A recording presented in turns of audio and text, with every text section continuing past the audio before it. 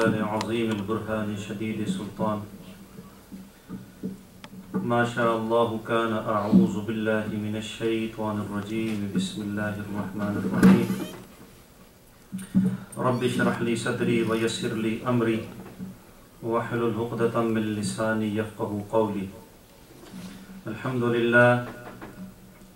لله وكفى والصلاة والسلام على سيد الأنبياء محمد المصطفى وعلى آله وأصحابه نجوم الهدى وأولياء أمته وعلماء ملته برر التقى أما بعد فأعوذ بالله من الشيطان الرجيم بسم الله الرحمن الرحيم والسابقون الأولون من المهاجرين والأنصار والذين اتبعوهم بإحسان رضي الله عنهم ورضوا عنه وأعد لهم جنات تجري تحتها الأنهار خالدين فيها أبدا قال النبي صلى الله عليه وسلم أرحم أمتي بأمتي أبو بكر آمنت بالله صدق الله مولانا العظيم وصدق رسوله النبي الكريم إن الله وملائكته يصلون على النبي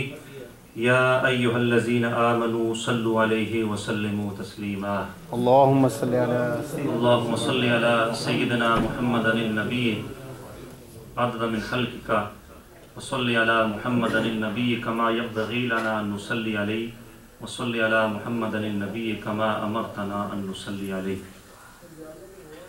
نبی کریم رؤوف الرحیم صلی اللہ علیہ وآلہ وسلم کے فرمان پاک کا مفہوم ہے کہ بروز حشر اس کی دہشتوں اور تکلیفوں سے جلد نجات پانے والا شخص وہ ہوگا جس نے دنیا میں مجھ پر کثرت کے ساتھ درود پاک پڑھے ہوں گے. سبحان اللہ سبحان اللہ. صلو علی الحبیب صلی اللہ علیہ محمد وعلی آلہ وصحبہ وبارک وسلم.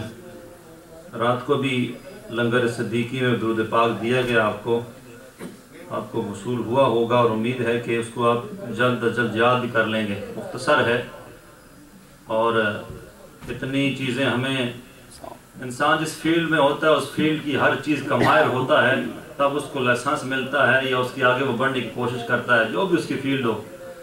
ڈرائیور بندہ بن جائے ٹیکسی ڈرائیور تو اس کو سٹریٹیں جب تک یاد نہ ہوں تو اس کے ساتھ وہ آگے نہیں بڑھ سکتا. مختلف چیزیں اسے یاد کرنی پڑتی ہیں جس فیلڈ میں بھی جائے. بزنس مین ہو بزنس کے اعتبار سے تو ایک مومن جو ہے اس کی یہ چاہت ہوتی ہے اس کی آرزو تمنا ہوتی ہے کہ اس کو اللہ کا قرب مل جائے اور اللہ اس سے راضی ہو جائے اور اس کے نیک اعمال میں اضافہ ہو جائے.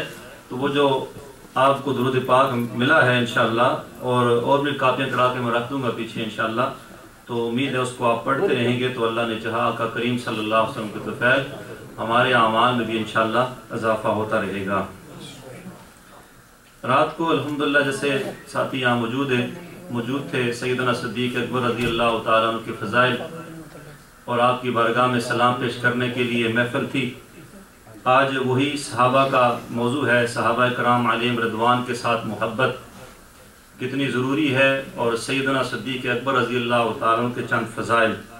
اسی سلسلے میں سورہ توبہ کی میں نے آیت کریمہ آپ کے سامنے تلاوت کرنے کا شرف حاصل کیا ہے اور نبی صلی اللہ علیہ وسلم کی ایک حدیث پاک بھی بیان کی ہے اس کا ایک حصہ. اللہ رب العزت نے فرمایا والسابقون الاولون اور سب میں اگلے اور پہلے سابق اور اول من المہاجرین والانصار مہاجروں میں سے اور انصار میں سے. اب دیکھیں رب کو ان لوگوں کی کہ جو سابق ہیں اور اول ہیں چاہے وہ مہاجر ہیں چاہے وہ انصار ہیں ان کے لیے کیا کیا نعمتیں ہیں اللہ نے صاحب میں بیان کیا ہے. اور ساتھ ان کے لیے ہی نہیں والذین اتبعوہم بإحسان یعنی کہ سابق اور اول لوگوں کے علاوہ جنہوں نے ان کی اتباع کی ہے بلائی کے ساتھ. یعنی کہ جو سابق ہیں اور اول ہیں وہ کون سابق اور اول ہیں اس میں مختلف روایات ہیں. ایک روایت کے مطابق سابق اول وہ ہیں کہ جنہوں نے دونوں قبلوں کی طرف نمازیں پڑھی ہیں. یعنی کہ جب نماز فرض ہوئی تھی تو اس وقت جو قبلہ تھا بیت المقدس اس کی طرف رخ کر کے بھی نماز پڑھی ہے، اور جب مکہ مکرمہ قبلہ ہوا قرار پایا اس طرف کر کے رخ نماز پڑھی ہے۔ ان سے مراد السابقون الاولون ہے۔ اور ایک جو ہے قول کے مطابق اہل بیت رضوان جو ہیں وہ السابقون الاولون میں ہے، جنہوں نے اس وقت رضوان کے نیچے درخت کے نیچے نبی صلی اللہ علیہ وسلم کی بیعت کی تھی۔ اور ایک روایت کے مطابق سارے کے سارے صحابہ اکرام علیہ رضوان جو ہیں وہ سارے جو ہیں ان کے لیے یہ فضیلت ہے السابقون الاولون۔ اب جنہوں نے ایک تو وہ ہو گئے، اور پھر جنہوں نے ان کی اتباع کی ان کے لیے اللہ رب نے کیا فرمایا؟ رضی اللہ عنہم ورضوا عنہ، ان کے لیے خوشخبری یہ ہے کہ اللہ ان سے راضی ہے اور وہ اللہ سے راضی ہیں۔ سبحان اللہ۔ اس سے بڑی فضیلت اور کسی کی کیا ہو سکتی ہے؟ جب اللہ خود فرما دے کہ میں ان سے راضی ہوں، وہ مجھ سے راضی ہیں، اور یہ ساری کوالٹی صحابہ میں سے اتم اور سب سے اعلیٰ فٹ آتی ہے، سب سے افضل، تو وہ سیدنا صدیق اکبر رضی اللہ عنہ کی ذات پر آتی ہے۔ اسی لیے اس وقت سیدنا صدیق اکبر نے رات کو آپ نے وہ بقول ایک بات سنا، جب سارا سامان دے دیا، جب سارا سامان دے کر علماء فرماتے ہیں دیواروں کو ہاتھ مارا کرتے تھے کہ سوئی بغیر نہ رہ گئی ہو دیواروں میں، یعنی کوئی چیز گھر میں نہ رہے، اور خود جو کپڑے اپنے ہیں ذاتی وہ بھی اتار کر ٹاٹ کا لباس پہنا، اور اس کے بٹن جو ہے کانٹے کے لگائے تاکہ وہ بھی استعمال باہر کی جو گھر کی چیز استعمال نہ ہو۔ تو یہ سب دے کر جب بارگاہ مصطفیٰ کریم صلی اللہ علیہ وسلم سے حاضر ہوتے ہیں، تو جب سامان نبی صلی اللہ علیہ وسلم منازع فرمایا تو اتنے میں جبرائیل امین آتے ہیں، اور جبرائیل امین آ کر نبی صلی اللہ علیہ وسلم سے فرماتے ہیں کہ اللہ سیدنا صدیق اکبر کو سلام کہہ رہا ہے، اور کہہ رہا ہے ان سے پوچھیں اے صدیق کیا آپ اپنے رب سے راضی ہیں؟ رب ہو کے پوچھ رہا ہے، کیا رب کو پتہ نہیں ہے صدیق راضی ہے کہ نہیں راضی؟ لیکن لوگوں کو بھی بتانا ہے کہ جو رائے خدا میں اور آقا کریم صلی اللہ علیہ وآلہ وسلم کی محبت میں مال کو اس طرح سے نثار کر دیتا ہے کہ اپنے کپڑے ساتھی تک دے دیتا ہے، تو اللہ اس کی رضا کا سبب کس طریقے سے کرتا ہے کہ وہ اس سے پوچھتا ہے کیا تو رب سے راضی ہے کہ نہیں راضی؟ تو صدیق نے فرمایا یا رسول اللہ میں تو رب سے راضی ہوں۔ تو یہاں پر وہی مجتبی جاں فضا کہ ان لوگوں پر اور جنہوں نے ان کی اتباع کی ہے کیا ہے؟ اللہ ان سے راضی ہے، وہ اللہ سے راضی ہیں۔ اور یہاں تک نہیں، آگے فرمایا وَعَدَّ لَهُمْ جَنَّاتٍ تَجْرِي، اور ان کے لیے اللہ نے تیار کیے ہیں باغ جن کے نیچے نہریں بہیں، تحت الانہار، ان کے نیچے نہریں بہ رہی ہیں، خالدین فیہا ابدا، اور وہ ان باغوں میں ہمیشہ ہمیشہ ہمیشہ رہیں گے۔ سبحان اللہ۔ یعنی کہ اتنی فضیلت کہ ہمیشہ کی فضیلت۔ اور آج دیکھیں یہاں پہ اتباع کا بھی ہے، ان کے پیچھے پیچھے چلنے والے جس طریقے سے انہوں نے قربانیاں دی ہیں اس طریقے سے تا قیامت تک جو مومن قربانی دے گا، جس طریقے سے انہوں نے اللہ کے ساتھ تعلق رکھا ہے، جو مومن قیامت تک ان کی اتباع میں بھلائی کے ساتھ اللہ کے ساتھ تعلق رکھے گا، جس طریقے سے نبی صلی اللہ علیہ وآلہ وسلم پر انہوں نے جان و مال نثار کر دیے ہیں۔ یہ تو مال کی بات ہے، غزوہ بدر ہے۔ غزوہ بدر میں سیدنا صدیق اکبر کے صاحبزادے عبد الرحمن کفار کی طرف سے تھے۔ جب کفار کی طرف سے وہ باہر آئے مقابلے کے لیے اور کہا آئے کون آتا ہے میرے مقابلے میں، اب یہاں صحابہ ہیں، اور جب انہوں نے للکارا آئے مقابلے میں تو سب سے پہلے سیدنا صدیق اکبر نے کہا یا رسول اللہ صلی اللہ علیہ وسلم مجھے آپ حکم دیں، میں اپنے بیٹے سے مقابلے کرنے کے لیے جاتا ہوں۔ یعنی کہ بیٹا مخالف ہے رسول اللہ کے، لیکن بیٹے کو قتل کرنے کے لیے تیار ہیں۔ اور جب بعد میں آپ کے بیٹے ایمان لے آئے عبد الرحمن تو کہا ابا جان غزوہ بدر میں ایک دفعہ ایسے ہوا تھا، کتنی دفعہ ایسے ہوا کہ آپ میری تلوار کے وار کے نیچے آ چکے تھے، پر میں نے کہا کہ آپ والد ہیں اس لیے میں نے تلوار چلائی نہیں۔ سیدنا صدیق اکبر نے کہا میرے بیٹے اللہ کی قسم اگر ایک مرتبہ اس دن تو میری تلوار کے نیچے آ جاتا، میں یہ نہ دیکھتا تو میرا بیٹا ہے، میں دیکھتا تو اللہ اور اس کے رسول کا دشمن ہے، تلوار چلتی اور تیرا تن سر میں تن سے جدا کر دیتا۔ یہ محبتیں اور سختی، محبتیں اس طرف ہے، اور جو ان کے ساتھ نہیں ہے اس کے لیے سختی ہے، جو آگے انشاءاللہ روایت بھی آئے گی۔ تو سیدنا صدیق اکبر نے صرف اپنی جان اپنی مال ہی نہیں اپنے اولاد کی قربانی بھی قبول کرنے کے لیے تیار ہیں نبی صلی اللہ علیہ وسلم کی محبت میں۔ تو یہاں پر ان لوگوں پر اللہ رب العزت کی نعمتیں، اور پھر ایک اور آیت کریمہ اور اس کے بعد آگے چلتے ہیں۔ اللہ رب القرآن مجید فرقان حمید نے سورہ فتح میں فرمایا محمد الرسول اللہ والذین معه اشداء علی الکفار رحماء بینہم تراہم رکعا سجدا یبتغون فضلا من اللہ ورضوانا۔ یہاں پر اللہ نے فرمایا محمد اللہ کے رسول ہیں۔ اب یہاں سے آگے کوالٹی صحابہ کی اللہ رب العزت بیان فرما رہا ہے، لیکن سب سے پہلے کیونکہ صحابیت کا جو مرتبہ ہے یہ صرف نمازوں سے نہیں ملتا۔ ایک شخص ساری زندگی پیدا ہو سجدے میں چلا جائے، اور 100 کا 1000 سالوں سے عمر مل جائے سجدے میں رہے، سر نہ اٹھائے، لیکن وہ صحابی نہیں بن سکتا۔ ایک شخص ہمیشہ روزے رکھے، وہ صحابی نہیں بن سکتا۔ زکوٰۃ حج جو مرضی نیک عمل کرتا رہے، نیک اعمال سے صحابی نہیں بنتا، بلکہ یہاں نبی صلی اللہ علیہ وآلہ وسلم کی صحبت ایمان کی حالت میں مل جائے، ایک نماز بھی اس میں نہ پڑھے اور وہ فوت ہو جائے، وہ سب تمام کتبوں ولیوں ابدالوں سے اللہ اس کو افضل درجہ قرار دیتا اس کا۔ تو یہاں پر اللہ رب الفرمایا محمد اللہ کے رسول ہیں، والذین معہ، اور ان کے ساتھ والے، اشداء علی الکفار، کفار پر سخت ہیں، رحماء بینہم، آپس میں نرم ہیں۔ میں بھی اس کی زیادہ تفسیر نہیں بیان کروں گا صرف کیونکہ میں نے آگے حدیث پاک بھی ہیں۔ تراہم رکعا سجدا یبتغون فضلا من اللہ ورضوانا، تو انہیں دیکھے گا رکوع کرتے اور سجدے میں گرتے اور اللہ کا فضل اور رضا چاہتے۔ یہاں پر مختلف مفسرین نے اس آیت کریمہ کی تفسیر بیان کی ہے۔ ایک فرمایا والذین معہ سے کون مراد ہے؟ ان کے گردا گرد رہنے والے۔